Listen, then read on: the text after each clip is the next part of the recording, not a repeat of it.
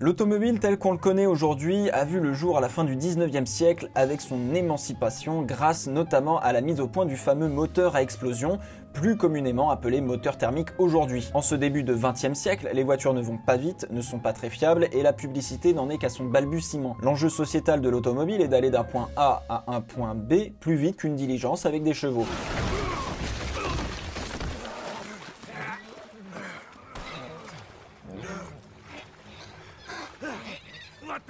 La vitesse est l'élément clé pour évoluer alors à cette période d'un point de vue strictement économique. Celui qui ira le plus vite pourra fournir des marchandises plus rapidement et plus régulièrement et fera plus d'argent. Et comme l'automobile est un domaine encore nouveau dont il est difficile d'avoir des données à l'époque, bah oui, il n'y avait pas encore d'ordinateur, pour savoir qui a la meilleure voiture, on organise donc des courses. Celui qui va le plus vite est donc celui qui est le meilleur. Ainsi naît le sport automobile.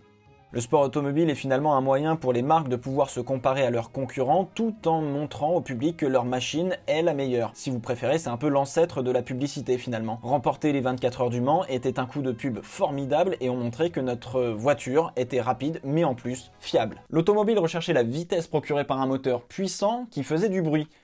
Et cela est encore le cas de nos jours. Parce que oui, peu importe l'époque, lorsque l'on va sur un circuit, c'est pour voir un homme repousser ses propres limites aux commandes d'une machine dont on essaye de repousser aussi les limites. On vient voir la voiture et le pilote. Les dépassements, la course, les actions en piste sont secondaires finalement, c'est un plus. Si on voit un dépassement, même un carton, c'est du bonus finalement. La majorité des courses, et là on prend un bon gros 80% sur l'histoire entière du sport automobile, ont été soporifiques. Fangio gagnait avec 3 tours d'avance à une époque, imaginez le scandale si Hamilton gagnait avec la même avance aujourd'hui. Tout le monde voudrait être remboursé. Seulement, à partir de la fin du 20e siècle, on a commencé à plus s'intéresser aux actions en piste. J'ai eu la chance d'aller au Grand Prix de Monaco en 2013 et je me souviens d'un truc. C'est que sans les crashs, honnêtement, le GP était soporifique. Mais quand tu vas à Monaco et que tu vas voir le Grand Prix, tu viens pas voir les batailles en piste, etc. Il y en a pas. Et moi, je suis allé pour ressentir le hurlement du V8 dans mes oreilles, le tremblement de ces voitures et l'odeur de l'essence, de la gomme brûlée, de l'huile, etc.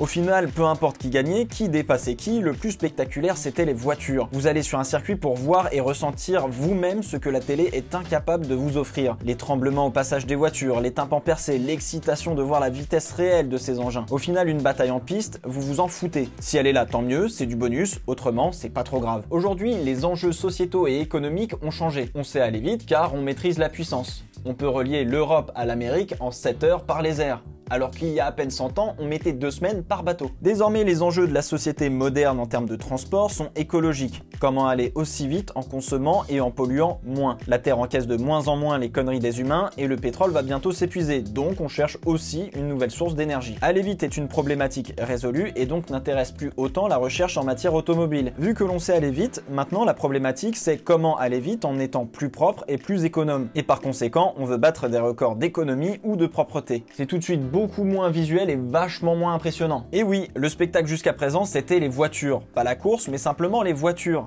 C'est ça qui vous faisait vous déplacer. Si c'est ce spectacle que vous voulez voir, je vous conseille d'aller voir des grands prix historiques. Les voitures font un énorme boucan et c'est très impressionnant. En revanche, un grand prix moderne est à la fois pas impressionnant au niveau de la voiture car devenu presque trop banal et en plus il se passe rien en piste, ou du moins pas grand chose. Le véritable spectacle se situe désormais en piste, avec les batailles, etc. Ce à quoi nous a habitué la retransmission télévisée depuis presque 40 ans. Et la Formule E l'a très bien compris. Et c'est une catégorie qui marche tant sur le spectacle en piste qu'en termes de réponse aux enjeux sociétaux du 21e siècle. C'est la seule série au monde à réunir autant de constructeurs automobiles. Vous rendre sur un e-prix n'a pratiquement aucun sens d'ailleurs. La tribune ne peut pas vous offrir le spectacle de la télé qui a 45 caméras pour suivre l'action sur tout le tracé. Les voitures ne font pas ressentir quelque chose en particulier non plus malgré une aéro très sexy, alors que l'expérience se savoure beaucoup plus en regardant la télé qu'en étant dans une tribune. L'inverse du sport automobile jusqu'à présent. En prenant en compte toute la démonstration qui vient d'être faite, la Formule E n'est pas une catégorie comparable au reste du sport automobile. La comparer avec la F1 reviendrait à comparer la NASCAR avec le rallycross. Aucun sens, aucun intérêt. Ce sont des domaines différents ayant chacun des avantages et des inconvénients en fonction des personnes. La monoplace de Formule 1 n'est pas spectaculaire. Elle ne fait pas de bruit, elle ne fait pas vibrer votre corps et voir une voiture en roue libre en fin de ligne droite pour économiser de l'énergie, c'est pas spectaculaire. En revanche, regardez la course et les actions en piste de ces voitures-là,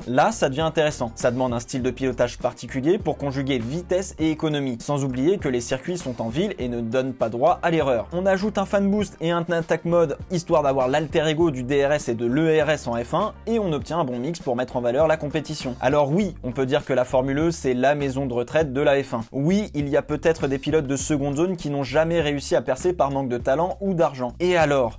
On vient pas chercher le prestige en Formule E, on vient faire des batailles en piste et s'amuser pendant que dans d'autres catégories, on se contente d'enchaîner les tours. Le WEC en LMP1 avec Toyota par exemple. Le field est peut-être plus homogène en Formule E qu'en F1, où les écarts de talent se compensent aisément par des millions de dollars. Mais au final, peu importe qui, ce qui compte, c'est ce qu'il se passe en piste. 4 saisons et 4 champions différents avec des controverses et du drame dans tous les coins. Vous aimez les belles mécaniques et les voitures impressionnantes? Allez voir un Grand Prix historique. Ça vous fera faire une sortie avec votre neveu, vous apprendrez sûrement des choses sur l'histoire du sport automobile. Vous voulez voir de la baston en piste et des controverses? Regardez la Formule E à la télé avec des potes et un pack de bière. On a la chance de pouvoir faire les deux parfois dans le même week-end, alors profitez-en.